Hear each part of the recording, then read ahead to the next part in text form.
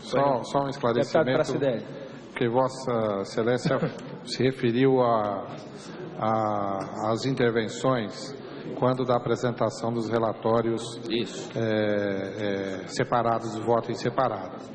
Essa questão do deputado Silas me chamou a atenção em uma situação. Nós vamos abrir aqui a discussão, vários deputados que fazem parte da comissão e outros que porventura não fazem se inscreveram, mas posteriormente à votação terá eventuais votações de voto separado. Vossa Excelência vai abrir novamente as inscrições, é isso? Não, na votação não haverá discussão. A votação é votação. Haverá encaminhamento de bancada e votação nominal, caso seja requerido. Tudo bem.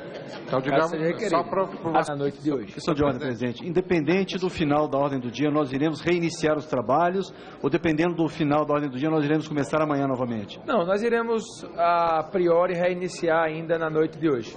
Senhor presidente, como sugestão, fazer uma sugestão a Vossa Excelência. Pois não, deputado Pracidelli. Considerando que, por vezes, acontece a ordem do dia ir até bastante tarde, nós podíamos estabelecer um horário limite, já previamente combinado, para que, se a ordem do dia não encerrasse até determinado horário, que Vossa Excelência podia sugerir, nós iniciássemos amanhã. É o que eu ia sugerir antes do deputado Valdir me interromper, Valdir. Eu não poderei atender. Eu quero só deixar claro que a decisão desse presidente é no seguinte sentido: eu não deixarei a discussão para o dia de amanhã. A discussão será feita na noite de hoje. A decisão que está tomada e não será revista. Uma decisão acertada, presidente. Eu só queria perguntar mais uma vez a Vossa Excelência se regimentalmente é inviável que a gente continue a discussão sem a votação na ordem do dia. Não é viável, porque nós já começamos a discutir e a discussão, segundo a informação... Não vou falar mais nada. Agradeço a Vossa Excelência. O próximo inscrito é o deputado Valmir Pracidelli. Vossa Excelência tem até 15 minutos. Em seguida falará o deputado Antônio Embaçaí e apreciaremos o requerimento de encerramento da discussão. Senhor presidente, considerando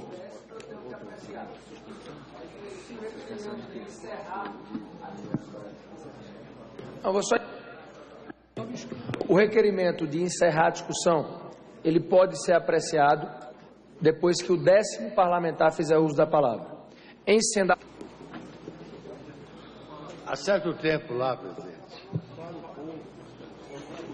Vou tentar não usar todo o tempo, senhor presidente, mas faço questão de fazer aqui algumas observações, porque nós estamos chegando num momento fundamental dessa CPI, que é a votação do relatório, e eu observei, acompanhei as intervenções de diversos deputados aqui no dia de hoje, mas também observei e acompanhei as intervenções desses e de outros deputados durante esses 8 meses de trabalho da CPI.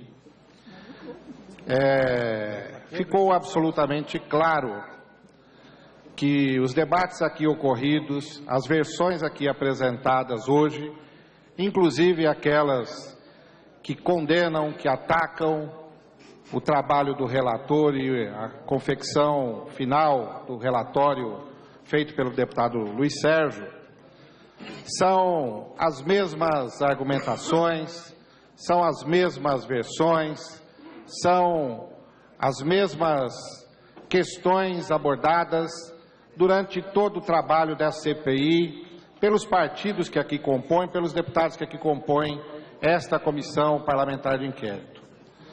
Quero dizer, eu ontem comecei a utilizar das palavras e acabei interrompendo a minha fala em função da discussão ser remetida para hoje. Quero dizer que o debate aqui, desde o primeiro dia, não é entre aqueles que querem ou que não querem apurar a irregularidade na Petrobras.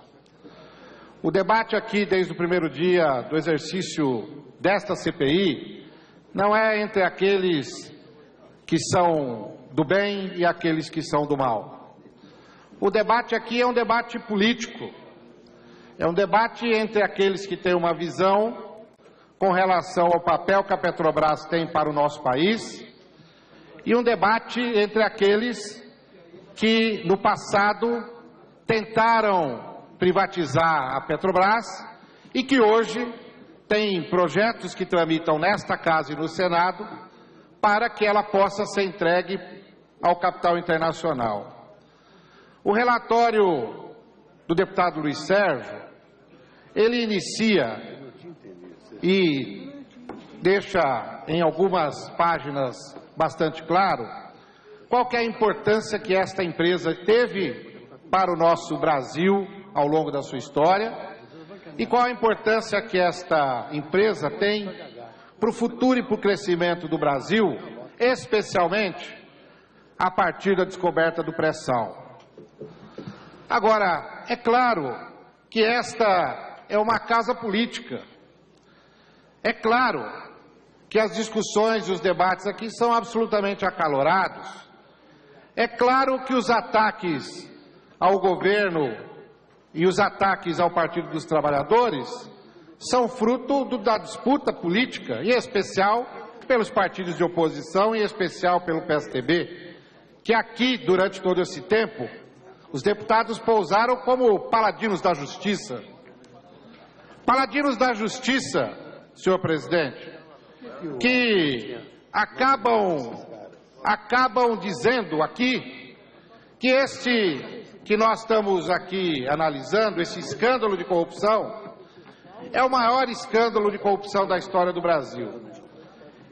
Eu creio que pode de fato ser o maior escândalo de corrupção da história do Brasil. Pode ser o maior escândalo da história do Brasil de corrupção que está sendo apurado, que está sendo investigado. E provavelmente esse escândalo não aconteceria se lá em 1996, quando o Palácio do Planalto da época, mais especificamente o ex-presidente Fernando Henrique Cardoso, que hoje os jornais trazem, em diversos jornais, os seus relatos do diário, dizendo que lá em 1996 ele foi informado da corrupção da Petrobras, mas não tomou nenhuma providência, nós podíamos dizer que ele prevaricou.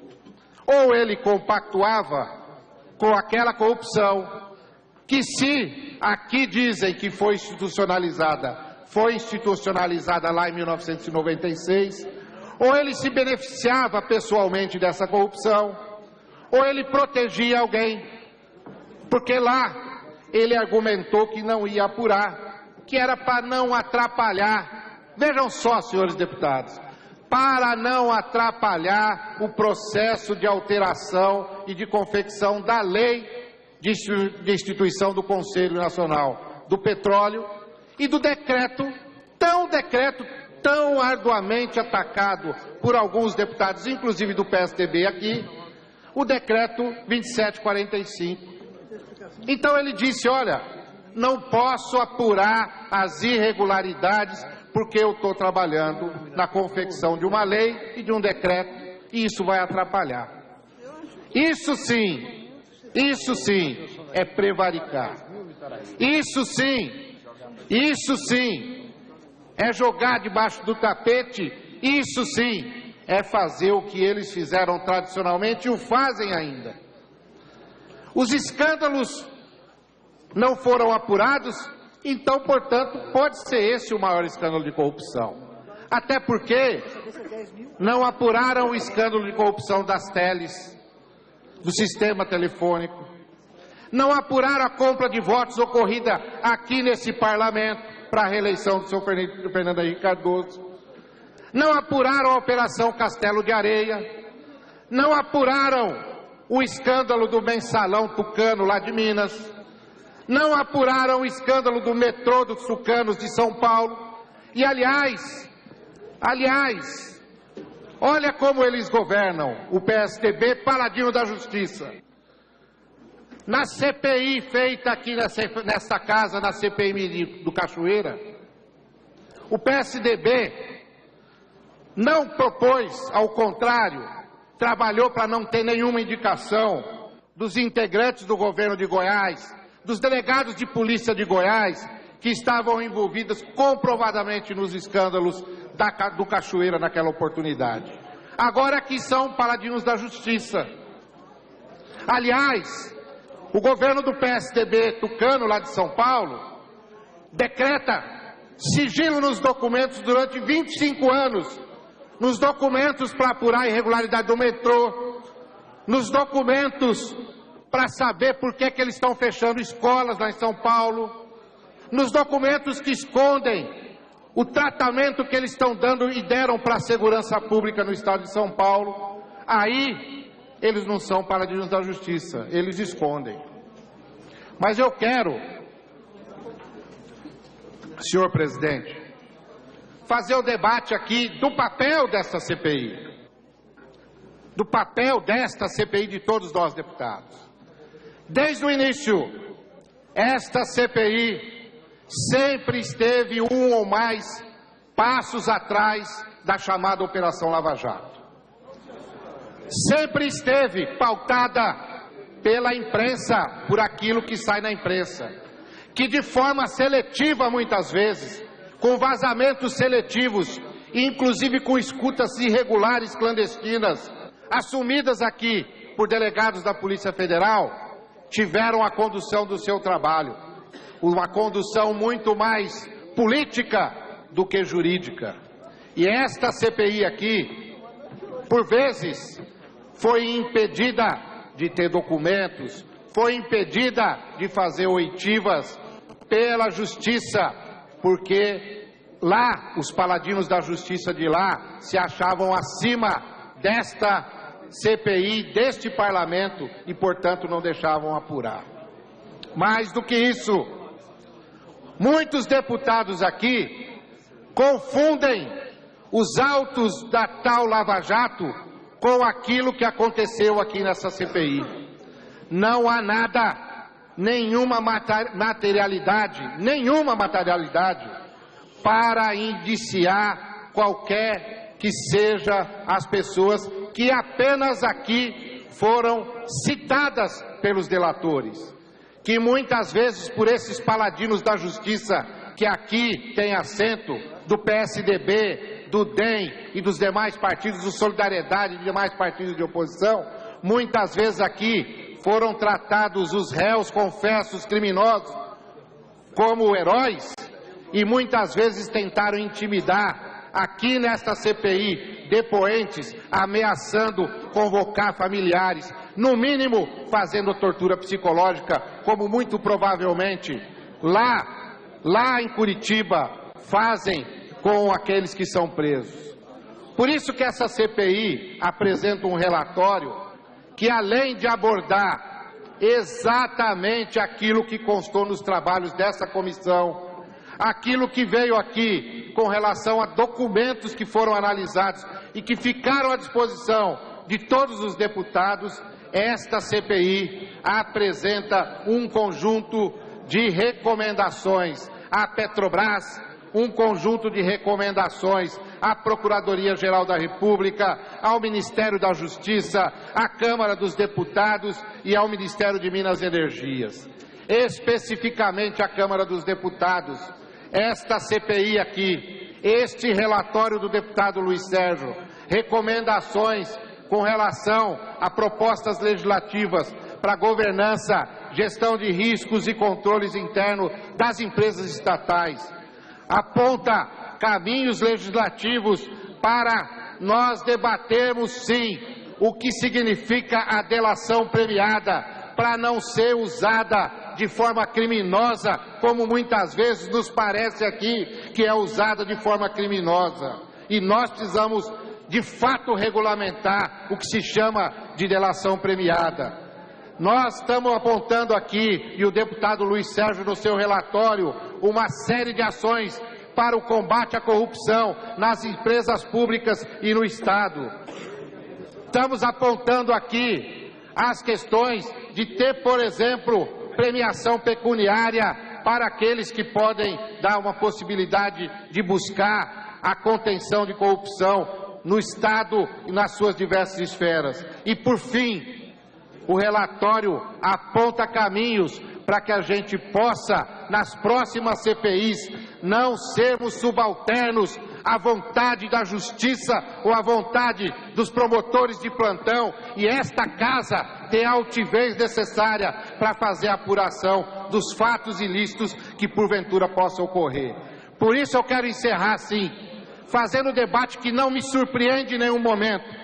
O PSDB, o DEM, o Solidariedade e demais partidos de oposição, em nenhum momento eu tive a ilusão, nesta CPI, que eles fossem votar favorável ao relatório.